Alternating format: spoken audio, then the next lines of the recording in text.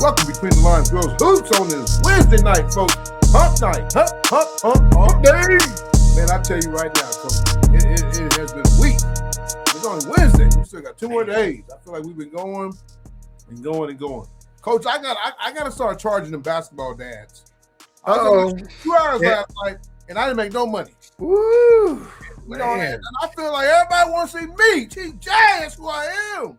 You know, and I like my man Blue. But Blue likes to get up in the camera. It's some weird, so he does all this. I'm trying to figure that out, Blue. I don't know what. And Mark likes to shoot the gun. Whoa. He had his Mustang on and stuff last night, didn't he? Coach, they got like 95 guests on that one night. You got to do one guest at a time and give him all the attention. We got the man on tonight. We got the mayor, the myth, OG from Santa Fe, Del City, Carl Albert. We got OSSAA. Don't forget the mount. The mount. Hey, it's a good deal tonight. Good to have Lenny on, man. He's going in his second year. You know, he's coached basketball, his team, man. He leaves, and I mean, now it seems like everybody want to be one and done over there. We're gonna come one year, then we're gonna leave. So I feel like these coaches are getting like these kids, one and done. You know, I can't blame Chef. He's, you know, he goes to a good school, Norman North. Got some great facilities. I mean, that's what it's all about, man. You know, everybody's chasing that AAU world now because, you know, they got to get these kids to bring them in to keep them, you know. And that's what these ADs are at now. You got to go hire coaches that's coaching AAU just to keep these kids here because they all leaving. Man, I see so many alert transfer reports. I had to put some out today, Coach. I did. I had to put, if you're not playing and you're on JV or you are a bench warmer, you don't need to put transfer alert. You don't. You need to just get in your car and just go. Tony, I think I saw a second grader transfer from Upward Bound to the YMCA now. No, I think we're transferring second graders. I got parents leaving Little Lambs daycare and going to Good Shepherd. That's where we at now. You know what I'm saying? I'm leaving Burger King and I'm taking my talents to McDonald's.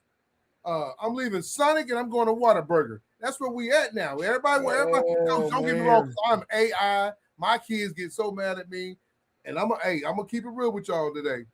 My grass don't look as green as Zoe's picture it does because I was gonna say I wonder what yard she was standing in front. You had to AI that because I know your grass is burnt. Coach, I AI 100%. I told my wife, you do not post my yard looking like that, Coach. You know how I am about my yard. Yeah. It looked bad. It looked like it looked bad. But, Coach, I ain't been home to water it. And then my fertilizer guy came and he fertilized it. He just took my money and ran because my yard looked like my bald-headed, dry and black. That's what it looks like. I'm sorry, folks. That's what my yard looks like. It looks rough. And I told her, Zoe's like, Dad, I said, baby, if I water it, you ain't gonna be able to go on your next trip because it's gonna cost me $500 to $1,000 to get it back to where it's be. But no. But I'm telling you, these kids love these posters, though, Coach. But first day of school, man, congratulations to all the kids that went back. Mid-Dell's district came out. We'll have Lenny talk about that a little bit. The 5A, 6A came out. Look like some good matchups. You know.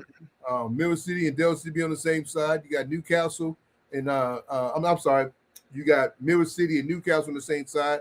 Then you have Del City and Carl Albert on the same side. And I'm hearing, and I'm not sure it comes out of the coach, but I'm hearing that Carl Albert played Mill City one time and Del City played Mill City one time. So needs to be that way. And y'all need and somehow you need an award for it. I don't know how you would do it, but you need an award for it, man.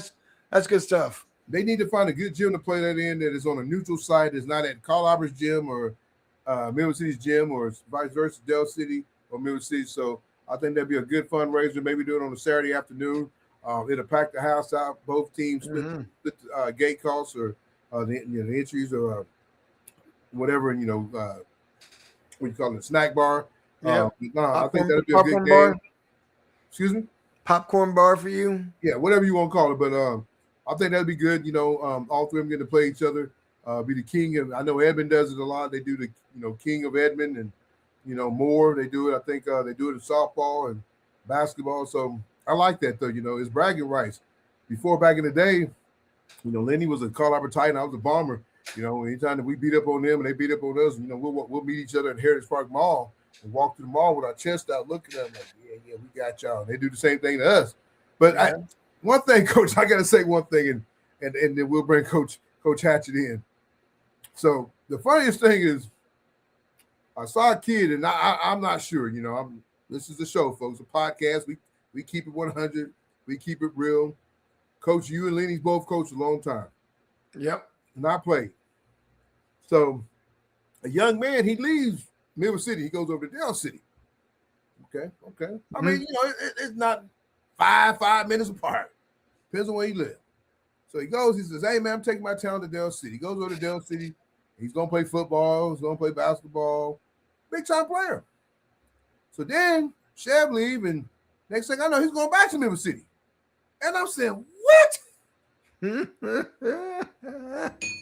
What? Whoa. I'm a bomber. He was a bomber. He left me, become an Eagle. Now he's going to come back to be a bomber. Hey. Man, in the 90s, I'm telling you, I remember one year Carl Albert in Middle City had a knockdown drag out. It might have been my sophomore year. Then he might have been in 8th grade or 9th grade then. But they had a big-time knockdown drag out. And it was crazy. And I mean, they just didn't like each other. They didn't like us taking their girls, because that's what we did, bombers. We took their girls. We're gonna let Lenny fight. Yeah, okay. I love this because we can have some fun. But Coach, I don't know about leaving and coming back. I don't know. We're gonna ask Mr. Hatchett, because he played. He was a Titan. I don't think Lenny would have ever came to Middle City and then went back to Titans. I don't think he'd been welcome. Man, they'd have packed his house up, his cars up. I don't care how good JD was. They'd have said, you better take your butt back to Middle City. We ain't having you back. You can't come across Post Road, 15th. You better go back. But, man, that's how it is these days. Everybody want to give each other hugs. And that started with Magic Johnson and Isaiah. They want to get in the middle of the court and give each other hugs and kiss. No. When we play, we don't like it. When the game is over, we give high five, knuckles, and all that. But when it's game time, it's dog time. And that's why one thing I like about my baby girl, she don't care who you are. She going to be a dog all fourth quarter. And she might not talk to you after the game, especially if you beat her. Yeah. Man, Coach, I'm telling you, man, we got to work on these kids on that now. We got to work on that. And maybe you're saying no house divided, car tag, and you're either you're a Sooner or a Cowboy, and no house divided. Hey, Chris Crawford, wife graduated from college. Kids that come, he won't wear nothing red. I converted because I look pretty good in red. I look like the big black Kool-Aid man, so I'm cool with it. You know what I'm saying? I'm good with red, so I'm all right with it. But I mean, there's a lot of colors I won't wear. But I mean, I've converted over. My daughter goes and she went to Soldier Creek. Olivia graduated from college, so I got love. I love Miss Goggins. I think Miss Goggins is one of the best principals in the state. I mean, I'm not trying to dog no other principals, but my brother just transferred his son over there, and he's like, man, Tony, it's like a private school, and his kid went to private school. He said, man, the way they run stuff over there, he goes, I thought they were going to just show me around and, hey, see ya. He said, they sat down and talked and told us what we expect and blah, blah, blah. Man, folks, that's why, you got to get Carl Albert his love, because it is a very good academic school. Your kids are going to learn a lot, and Miss Goggins don't play, and neither does the other principals. They run a tight ship, but that's why you don't see a bunch of knuckleheads over there, though. So, but Coach, I think Lenny ready, man. I know he got a lot to do, signing papers, signing autographs, and his baby girls in their last year. We get to tease him a little bit. I know he's shedding a tear. I saw his first senior picture, and I'm telling you right now, my daughter had the nerves to ask me, "Are you sad that Zoe?" I said, "Heck no, I'm not sad. Why am I sad? I still got her in the house for 3 more years. I'm sad I have to go buy a car in a couple weeks, but no, I'm not sad. I'm happy her to still be here." She's probably mad at me because I made her take the trash out, but I said, baby, we just got your nails done. We just got your hair done. Help me in this house a little bit. Just a little bit, Coach. Just a little bit. That's all I'm asking, just a little bit. But, Coach, let's bring him to the table, and we'll buzz him in. Hold on real quick. Hold on. Look at that, boy. We look good, boy. We all three look good right there, boy. We sharp. We look sharp right there, boy. AI is something else. AI can make a brother look good, and he really don't look good. So it's kind of like catfish. Well, friend Coach in, buzz him in. Let's go. Weeks ago, she said, "You and Coach Vick out here catfishing people." I said, "Baby, no, we're not. We just out here just doing our job." Coach, I don't know if I go there. Let me see if I can find my Doesn't mean work tonight, man. I'm fired up though, man. It's Wednesday night, man, and it's been a week already. A week already. Here we go. Here we go. Here we go. hey, coach. Hey, what's up, Coach? Hey, what's going on, fellas? How y'all doing? Oh man, we here, Hey. man. I mean, I want you to tap in. I know you's backstage. You heard some of that stuff, and we're gonna start real quick. If a kid, if you was in school now, and one of your players left you to go to Middle City, and came back, how would he be treated? You know, I'm gonna answer it like this. I think the players, if anybody that listened that played for me, you can ask them. They know what I would do. That's it. I saw that, man. I Might be a little Coach Carter action going on. 500 suicides or something during your way back. Yeah, it takes a lot to come back. You know, when wherever I was at, but you know, I didn't really have a lot that left. You know, during my times of coaching. You know, I was really fortunate on not having a lot of kids that left. We wanted to make our place special wherever I was at and made sure kids, you know, really wanted to be there. And most of the time, I think kids want the discipline. They want to be there. But, you know, there's just so many outside entities and people in kids' ears now. It makes it tough for parents and makes it tough for coaches because they don't know who they believe in nowadays. That's true. So, Lenny, man, I know you're in your second year at your new job, man. I mean, you coached for many years at Santa Fe and Colorado, all different places. But we're going to go and do this. I know a lot of people do know who you are and you're in the new role. But for the people that might not know you, that are watching the show from a different state, tell us a little bit about your background, though. Well, I finished up graduating from UCO my last year and got a chance to play a little bit of basketball at Phillips University and before I went to UCO. So, you know, back then you just try to find a spot to land in college. And if you was lucky to get on a roster, it was a blessing. You know, it was something you worked for. So once I graduated from UCO, started my first teaching job at Carl Albert Middle School and was an assistant coach for Patrick Cudjoe and Kirk Wilson and Jay Price for a year. So spent my time 6 years of being an assistant. And then I got my head job at Mount St. Mary's for the first year in 2004 and spent 8 good years there. And after that, I was also athletic director for my last 4. And then moved up to Edmond Santa Fe, where we went there for 4 years and fortunate enough to make a state finals in 2015. And we were runner-up, but had some really good players that came through there and had some really good times and great memories with those players I've developed relationships with and teachers and admin that I worked for. And then my last 10 years, I've been at Dale City High School. And we had, you know, just a plethora of young, good men that just figured it out and played hard for us. And, you know, we had a really, really good run from 2019 all the way to 23, making state finals 5 years in a row. And I count 2020 because I felt that we would have been there if COVID wouldn't shut us down. So just really fortunate to get that opportunity at Dell City when Gina Hill hired me, and just learned a lot being over there. And it felt like home because all those parents I grew up with or knew. And, you know, back in the day, kind of like what you was talking about in the Midwest City days of the 90s, you know, we were all tight, whether we didn't agree or just, you know, didn't agree with each other, maybe didn't like each other. We still had a lot of respect for each other at those schools from Dale City and Midwest City, even though we were when I was at Carl Albert. Good stuff. So, Lynn, like I said, I know you're in your first. I mean, you're going into your second year, right, to be in the OSSAA. Yeah. What's been the biggest adjustment? You know, going from coaching. You know, because I know at times that everybody think the OSSAA are the bad guys, and oh my God, stay away from them. But you guys got a job you got to do too to make sure everybody's doing the job correct and everybody's not cheating. You know, and it's so tough nowadays that there's so many kids are transferring left and right, man. I mean, Vick kind of talked about this. I mean, in high school had like 32 transfers, and I don't know if that's true or not. I saw that on the OSSAA compliance. Now they don't have nothing to do with you guys, though, right?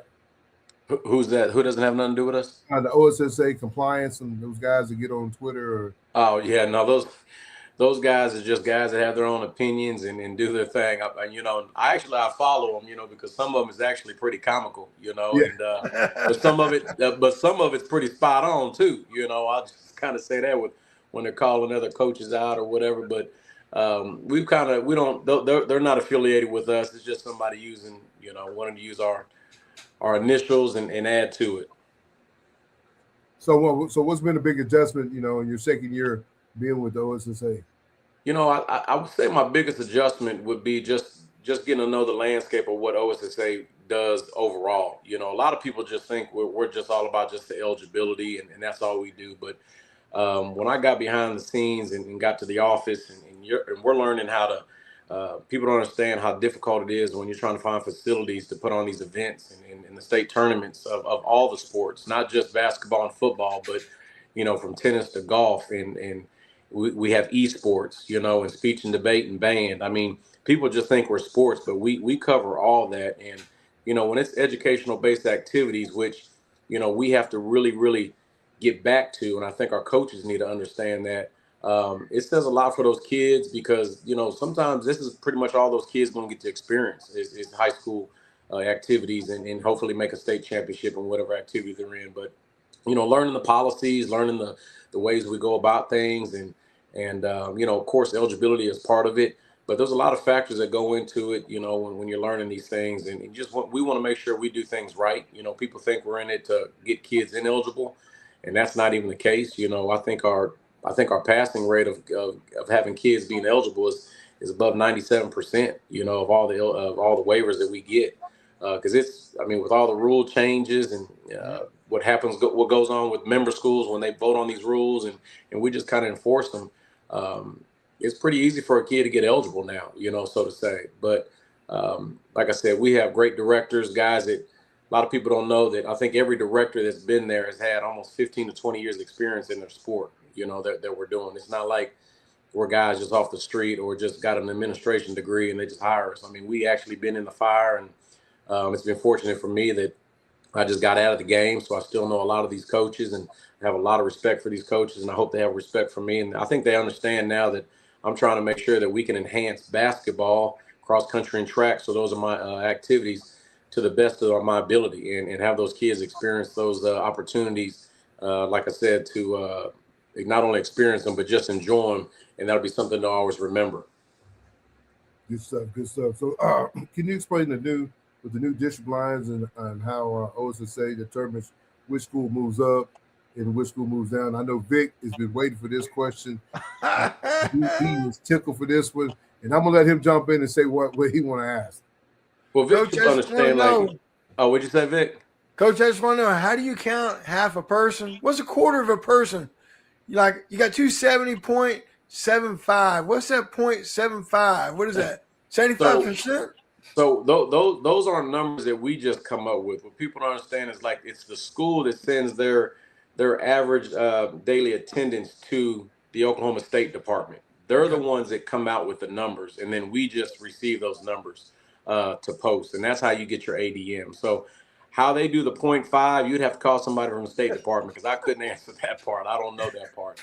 Well, I just noticed in one class, someone was this class at 270.50. And they went up at 270.75. So I was trying to figure out what's a quarter of a person? What's that? Yeah, I can't speak on that because I don't deal with the average daily attendance on how that's figured. That usually comes from the schools. And I know there's some factors that schools have to put in when they send it to the OSDE. So that's why those numbers probably look like that. Well, I know people, like you said, people think that you guys come up with that number. And it's really the State Department. You guys just approve it, right? That's correct. Y'all vote on it?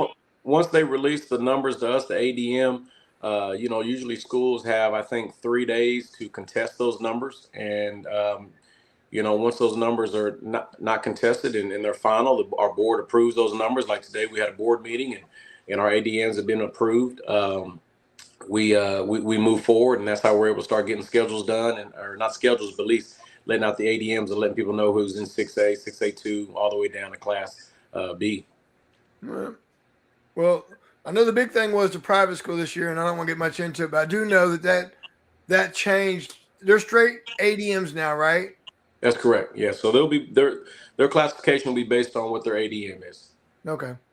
And I think with the new transfer policy, I think that kind of evens it out a little bit, where it used to be, you would go from one school and you couldn't move, so you went to a private school because you couldn't move, but now you can transfer. So I really think that kind of evened it out a little bit.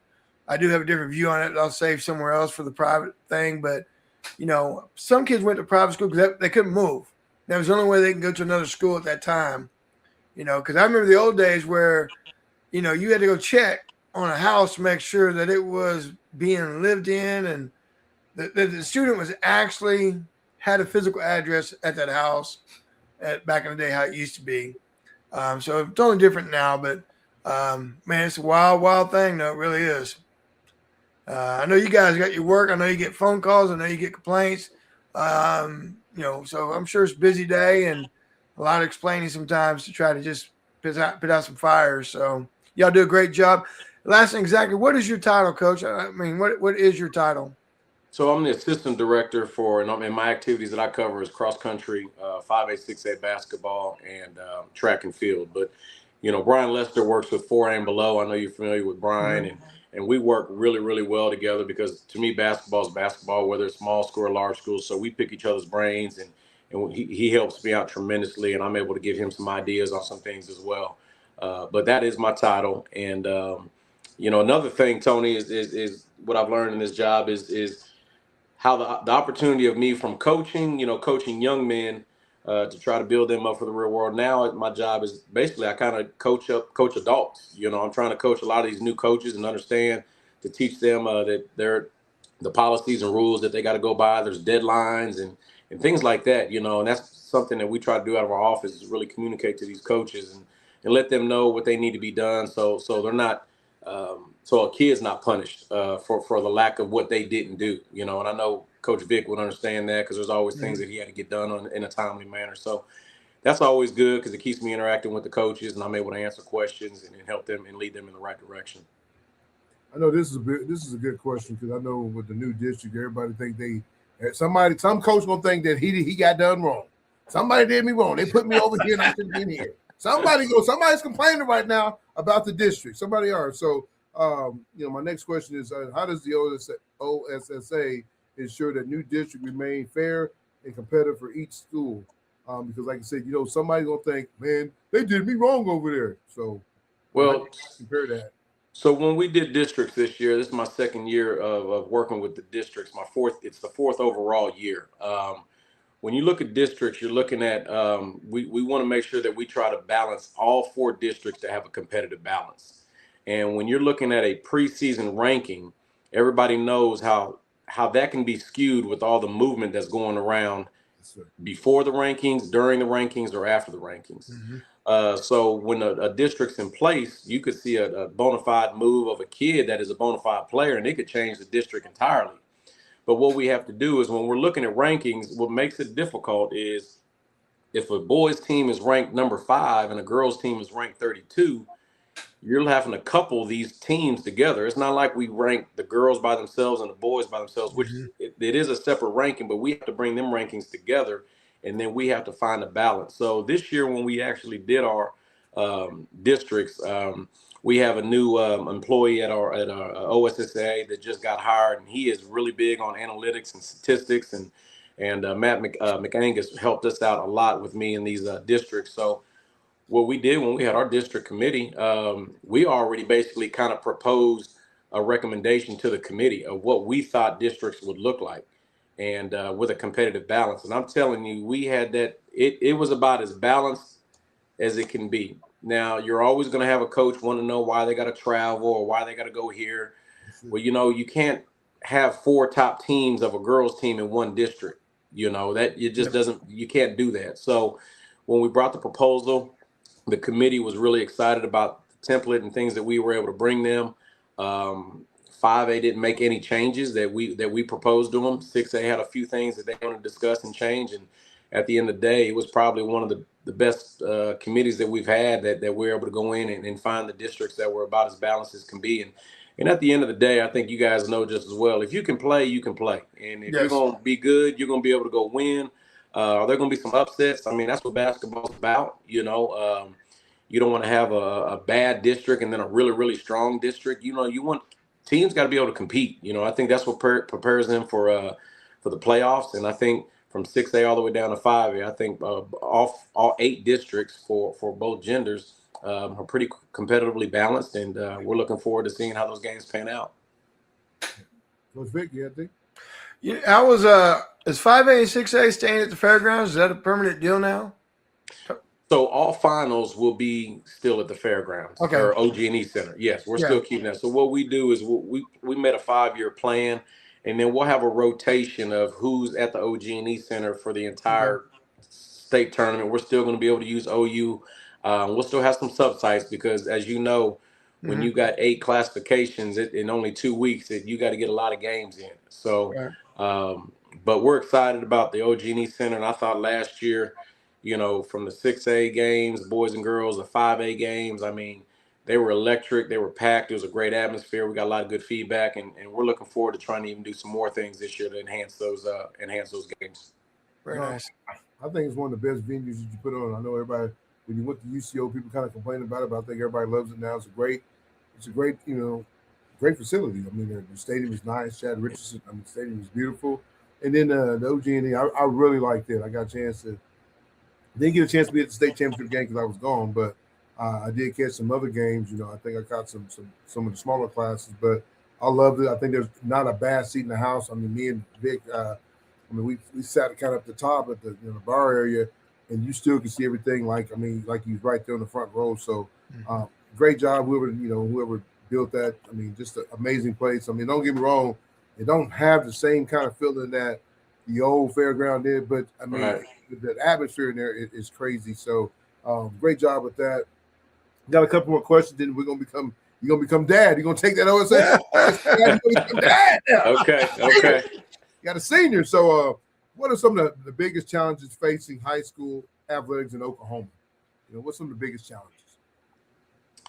You know, I think just, in Oklahoma athletics is just, when you're trying to get, we're at 484 schools, all trying to understand the guidelines and policies. We're trying to get everybody on the same page. I mean, that's difficult. I mean, you look at it as a business, you're trying to find, 100 employees all trying to do the same thing. That's not always going to happen, So, we want to make sure that we're doing our job, making sure we're communicating to these schools, making sure that we're sometimes over communicating, making sure that they know exactly what they need to know, and that we're open to any questions and suggestions. Like, people think that they can't call us and ask questions or give us suggestions. Like, a lot of the suggestions that I always take from are from some coaches that I understand have been in the game for a long time, and to help, if they're saying, hey, let's try this and recommend this maybe for a state tournament. If it sounds good and it could possibly work, we want to take those suggestions. So just really trying to get a lot of our coaches and athletic directors all on the same page and understand that we're about kids, we're about educational activity-based activity, so to say, and that's what we're trying to move forward with. Good stuff. My last one: what changes or improvement would you like to see the OSSAA make in the future? What changes? That's a tough one because I've only been there for a year and going on my second year. So, like I said, and I think it's going to come down the pipeline here soon, but we're going to start bringing out about more of what we do for schools. And I think that's been something that we when we have our directors meetings, that in the past that was never really out there. And I think it's going to be a good thing for us to let coaches, to let the public know that what we do for reimbursements, or what do we do when we're hosting sites, and the give back that we give these schools and athletic directors. Because everything we do, there's nothing free. It ain't like these schools just let us use their school. The OG&E is not free, so we have to find ways to make sure we can generate things to afford these opportunities for these kids and these coaches. And when we do those things, I think we got to make sure that we get that out to the public so they can understand that, like the old stereotype, they think we're just all about the money. Well, if they saw what we pay out for a lot of these things, it wouldn't be about the money. I can promise you that. That's it. Everybody think they know what's going on, man. Everybody think they know how to run your business to get over and put in it's a different ball game. And like I said, I've never had any problems with OSSAA. I did the right way when my kid left. We left Carl Albert and came to Choctaw. Me and Jessica, we got a house here, so they're Christian. So, and I didn't, sometimes I do frown upon it, and I know you guys can't catch every kid doing it. But I think that's some of the biggest things that I get frustrated is that when a kid moves or don't move, and he say he did move, because at the end of the day, man, we all know any parent. My kid, your kid, when your daughter or son is waiting to have this chance to start at their school, they've been there since sixth grade or fifth grade, and then you got 50 kids move in, and that might take my kid's spot. So I would be bitter as a parent because I mean my kid's been at every summer pride. I pay taxes in this city. I lived here all my life, and then Johnny comes in or Julie comes in from somewhere that don't give a hell about this school. And when the season's over, she might go back to her old school. He might go back to old school. So that's one of the biggest things that I think that frustrates me. And I know, like you said, I know you can't catch it. And I know you and your crew, y'all did see something like that. Y'all are going to handle it. But I think that's one of the biggest pet peeves. With so many moving parts in that aspect of what you're saying, Tony, it's that's why our member schools are members of us. We expect them to follow through on these eligibility issues. They have to do their job, do their due diligence to make sure that they're getting the correct information, following up with parents, making sure that everything is legit. And then when something that's not legit or is a gray area, that's usually when it's brought to our attention. And we have to address it, or we have to kind of figure out what's going on. So, when you got 484 schools with the number of transfers, and we're an office of only 8 directors. I mean, there's no way we can go out there and be policing houses and things like that. We really rely on our athletic directors, our superintendents, our principals to do what they're supposed to be doing. And for the majority, I can tell you this: they do a really, really good job. All of our ads and principals, they're trying to do things the right way. And as you know, there's going to be people out there that try to find ways around it. And that's the parents, if they're going to try to find ways around it.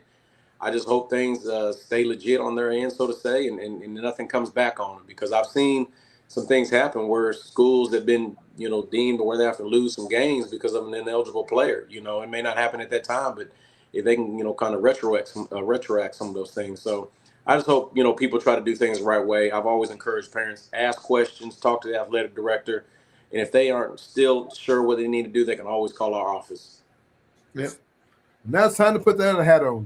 Time to put that hat on. This is, your baby. So should go get his red jacket on now, Tony? Is that what you're saying? I know. I need to do like the rest of them in podcasts and actually put on, and I'm gonna put on the same jacket. She's number 5 going through Carlisle, but I'm gonna say that proud of our family. So yeah, that's it.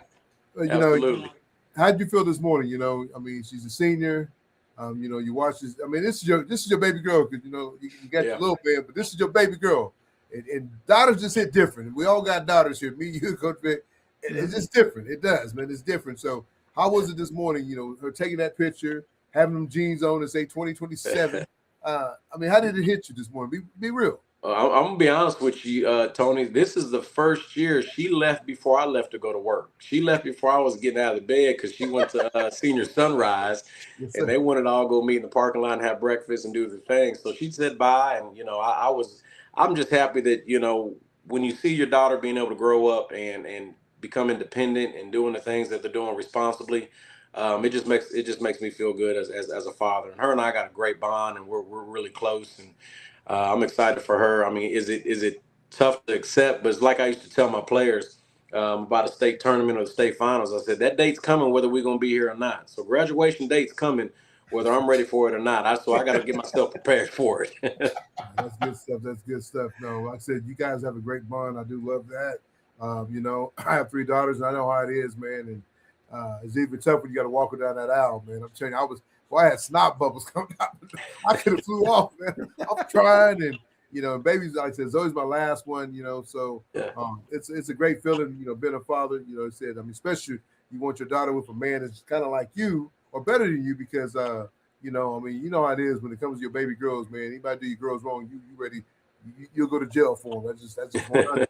But I've been blessed that Cam's a good father. I mean, good husband, father to Olivia and my grandson. So been really blessed on that. But your baby's last year high school basketball. How you feel? I know they pulled off a state championship last year. How do you feel about them this year? I mean, I know it's tough for us to talk about it because we both got daughters on that team. But hey, you know what? We're gonna open up a chest and we're gonna talk about it tonight. We're gonna talk about it.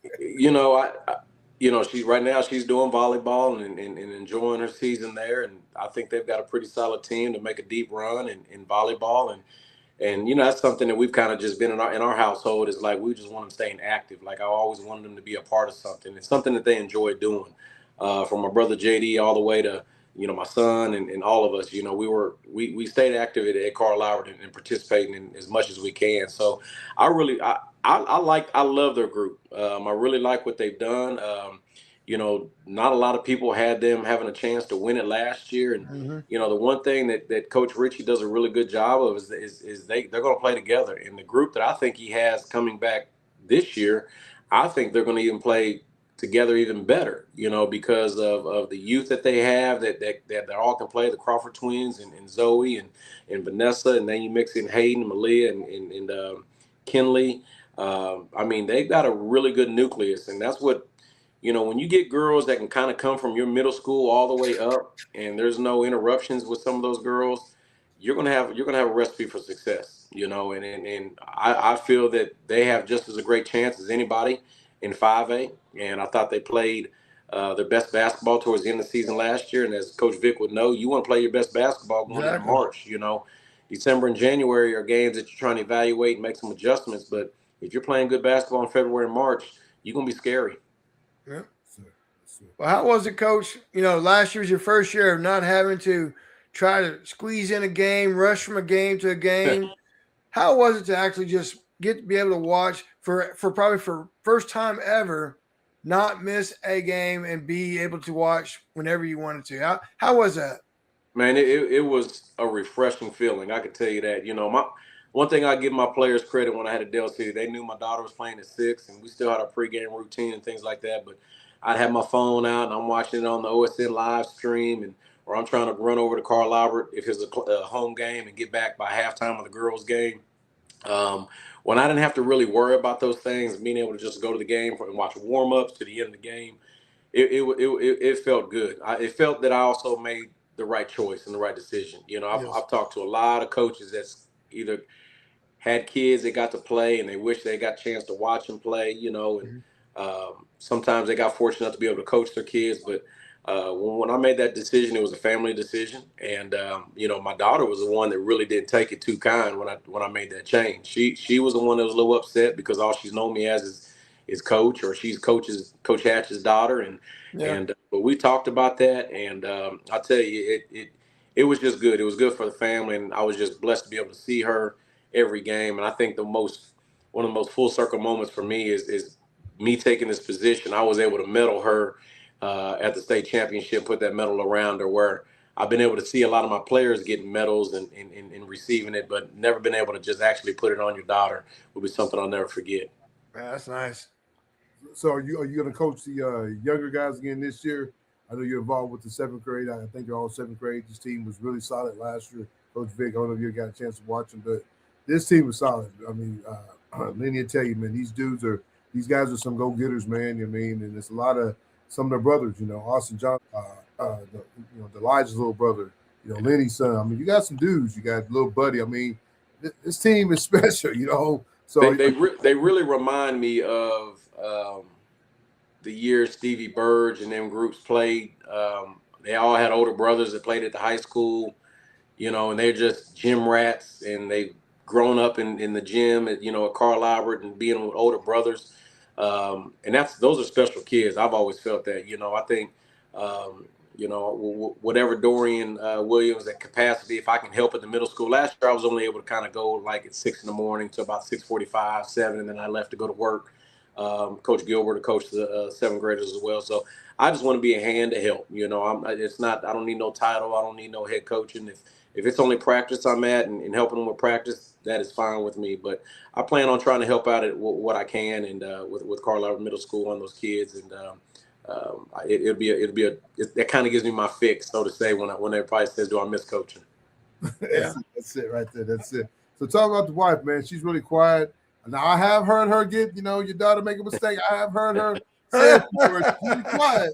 But so tell us about her though, man, because she's a hell of an athlete too, though, right? Oh, she's the most humble one of the family. She keeps us grounded. She's a graduate of OCU.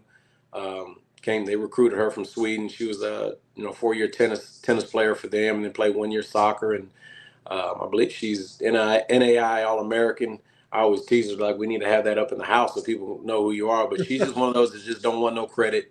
But I always brag on her. And but she's a big supporter of Carl Albert Athletics, and the funny thing is how much she's really loved basketball, because when she would support it when she was at OCU, watched it a lot, but then when she married me, she really got to understand what being a coach's wife is about, and as Coach Vick knows, those are the real MVPs. Those are the ones that put up with us when we're upset and frustrated and taking it home, and she really does a good job of trying to help me separate that when I was coaching.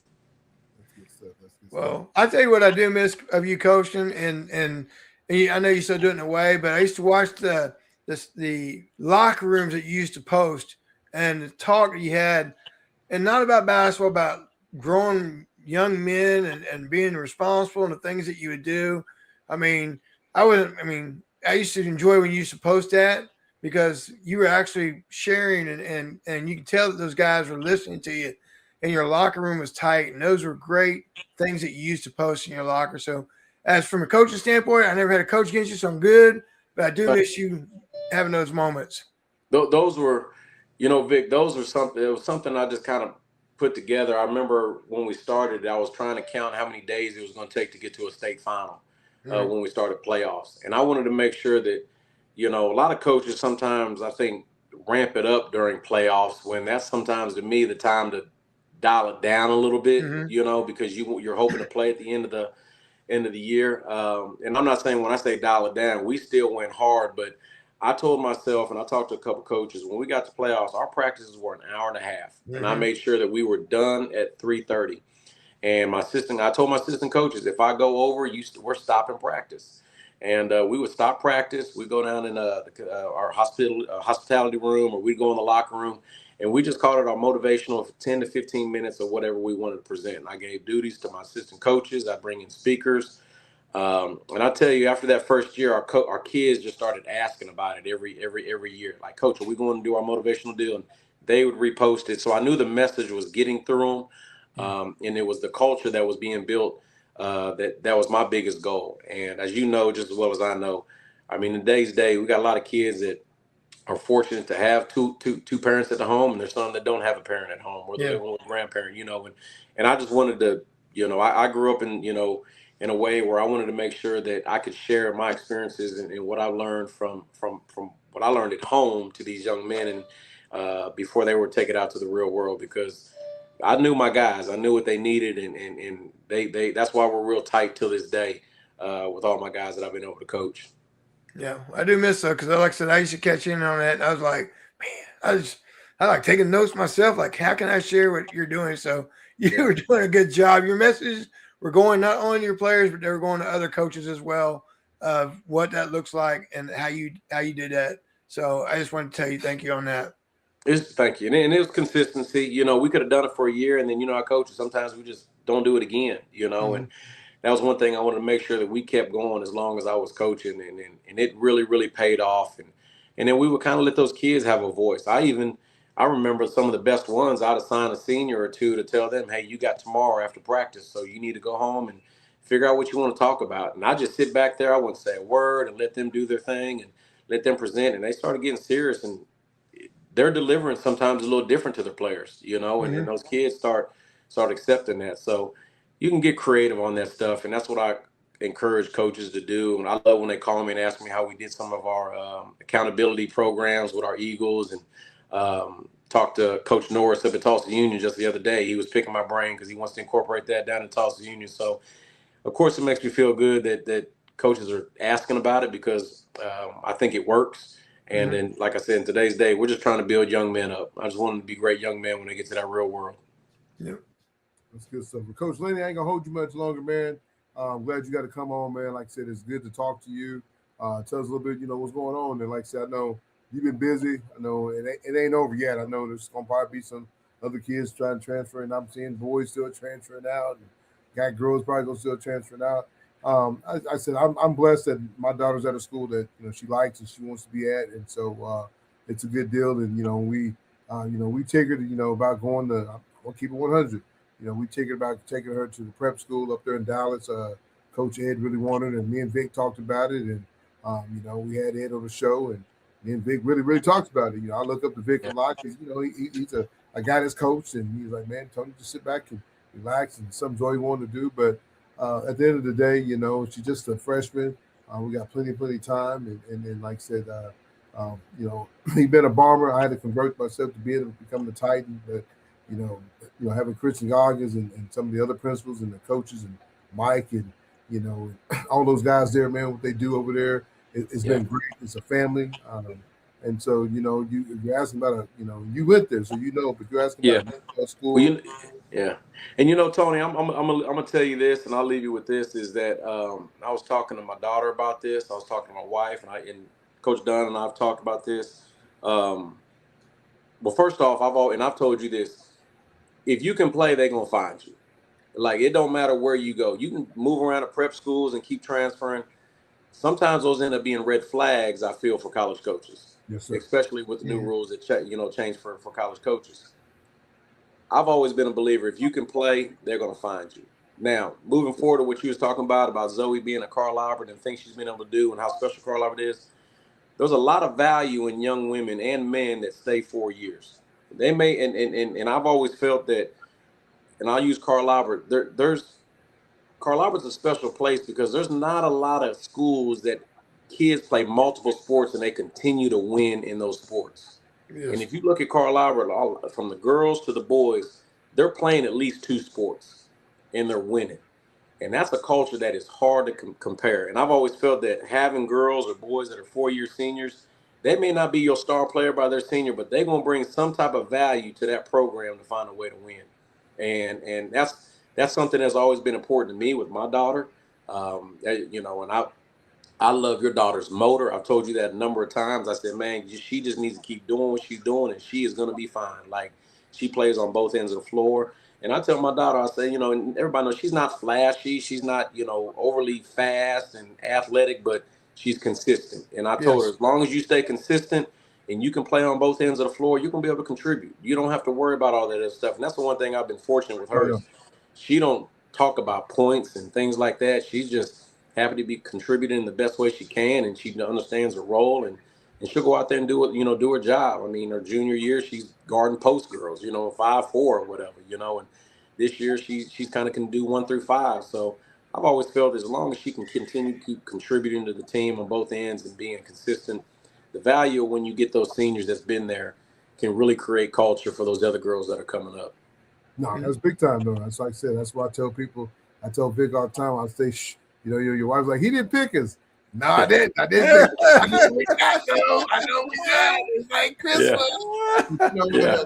That's what makes it good, though, man. That at the end of the year, man, I think it all starts off, and we you both grown men. It started off rocky with the girls, but at the end, they start team bonding. They start hanging out, and that's what it's all about. Sometimes it don't even be the girls. It'd be more the parents. Us parents, and your mom and daddy and whoever chat back in the back, and then you're like, can I like that girl, or can I be friends with that girl? And I think once all that smoke went away and they got out in the clear, man, they played the best basketball, and that's what I said. You still got 3 girls that's coming back off a state championship. I mean, 3 seniors that's been there all 4 years and won in multiple sports, and then you bring down, these girls that were freshmen, they're going to be sophomores. Now you got Luna and Casey and some of these other freshmen that's going to be able to help you. I told Vick, I think we're deeper on the bench this year than we were last year. So, and if you keep the turmoil down, I mean, I don't care what you say about all these other schools, man. When kids start leaving and packing up and leaving, man, everybody's looking, who's next, And so I think right now, hey, man, we're sitting on top of the cherry tree and let's go. Let's go have fun. Let's go practice. Let's go get better. You got Hayden in there this summer. I mean, this last year she did cross country. Man, I picked Zoe up today. I saw about 12 girls come out. I'm like, wait a minute. You know what I'm saying? But, man, hey, now we got a chance to get some good practice in. So I'm excited. She's excited. Just had to get her back healthy. But, man, like I said, it's going to be fun road trips, man. Vick laughed at me earlier because, man, you just can't get away from Guyman. Man, I ain't going to lie. Guyman. No, it's like Guyman.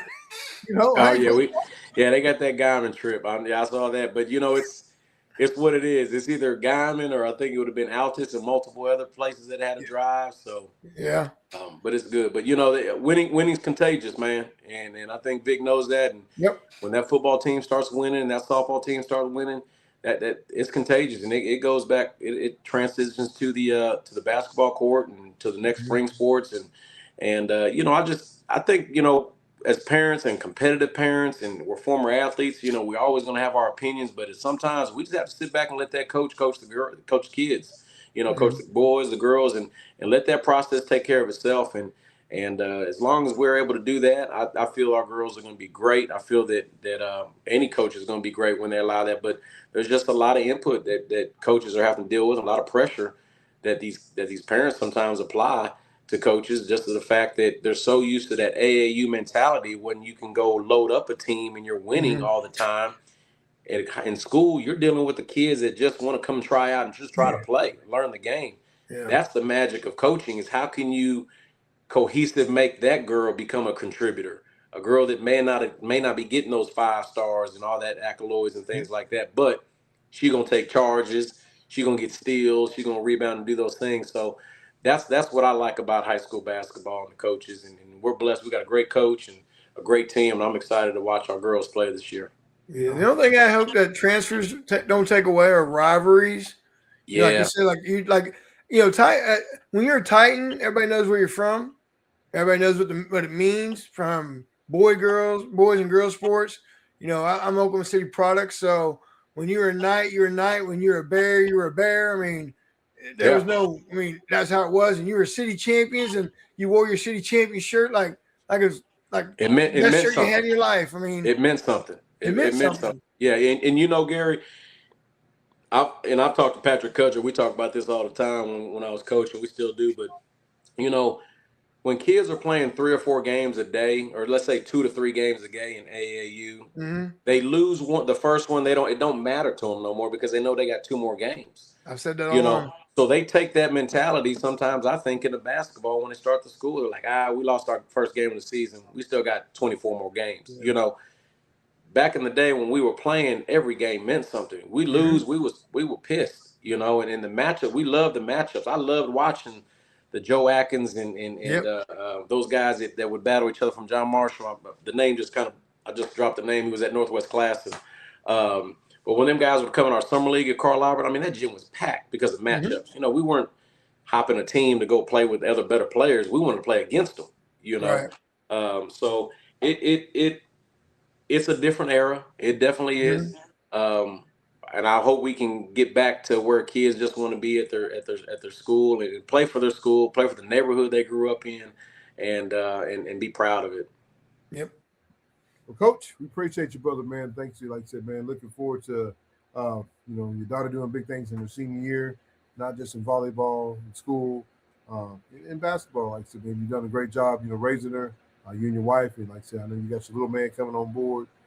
He's a hell of a player himself, but like I said, man, just keep doing your thing, man. And I know it's tough being you, because you wore that OSSAA. Everybody think you the bad guy, but man, come on here, man. It's just the truth, though. Man. Oh my God, he didn't let my kid in, and it's him. It was him, and you're like, what the hell you talking about? It ain't even me, but you guys get a lot of riffraff, and like I said, man, you said it earlier, man. You got so many. You can't go check every house. If you hear something, you can go check it out. But, man, you can't be knocking on everybody's door. Hey, let me see your toothbrush. Let me see your – you can't do that. And so you guys got a tough job. I mean, you guys are doing a great job, man, especially when you guys start putting on events and those state games. And people don't know how much work that is, man. That's a lot of work, man. I mean, you working from 7 in the morning to, midnight, and then get up and do it again the next day. Yeah. And why everybody else is in bed asleep. So keep doing your thing, man. We appreciate you, Coach. We really do. Well, I appreciate you guys. You guys are doing a heck of a job on your podcast. I always love the graphics. I always give you. I know I like giving you mess about your AI graphics on some of them. Y'all either fishing or driving in some nice convertible or whatever. But keep doing what you're doing for Oklahoma high school basketball and the kids. And like I said, I appreciate you having me on. Right, thank you for all you do, Coach. Hey, thanks a lot, Coach Vick. Y'all take care. Thanks, Tony. Well, folks, it's Lenny Hatchett from the OSSAA. Come on to join us, man. Talk a little OSSAA. What's going on with what he's doing. But like I said, Coach, some great words what he's doing. What he's doing out there. With the girls basketball, boys basketball, and just cross country. Second year, you could tell he feels more comfortable. Doing it. I got it, and so that's a great job on those guys over there, man. It's a tough gig. I know how it is, man. I mean, I couldn't probably do your job, and you probably couldn't do my job unless you got trained on it. But he's in the second year, and like I said, he said some good things, man. He's always been a big, positive for my daughter. Like I said, I mean, it was just something that and God works in a mysterious way. It ended up moving away, so it's not something that we got to think about. Coach knows always ready. She ready. I mean, because she loves basketball. Anytime you can still get a good education and play basketball and live with her, her famous sister and brother-in-law. You know what I mean? So but it was just it all worked out. I'm excited to see what Colorado girls can do this year, man. I'm pumped up, not just for them, but just for all the girls. But we're not going to get into district tonight. We might try to do that tomorrow night. We got another big special guest tomorrow night, a young lady from where? All the way from Australia. Yeah, from Australia. I'm waiting on her. They're 14 hours apart, so I'm trying to confirm that tonight. But 6 o'clock for us on Thursday is 9 o'clock a.m. for her. So I'm trying to make sure I get that knocked down and confirmed. And then next week we'll kick it off. Keep it 100 to have a special guest come on Sunday night. You have Jeff Robertson, the outstanding linebacker that was at Choctaw, took his talents to Oklahoma State, and finished up at Minnesota Golden Gophers. Then Monday night we'll have a special guest. We'll have the Holmes. We got them. Home family. Hey, y'all talking big things about us over there in Oklahoma City. We're gonna tell you what the Muskogee Lady Ruffers is doing. We got something for y'all. Y'all go get who you want. You go get Deandra. You go get Miana and Diana and whoever else. Hey, that's Lady Ruffers is ready over here. I got some pieces too. Shh, I'm keeping it quiet. But hey, we got something over here for you too. We came up short last year, PC North, but we coming this year. I love it, Coach. It ain't even girls basketball season. It is on spicy. I'm gonna use my man's words from Tulsa. It's spicy in here. Spicy. We're gonna get out of here though. I gotta cut this show and get it up. Here we go. Coach, appreciate you. Another great episode. Between the lines, go soup with my man Coach B. See ya.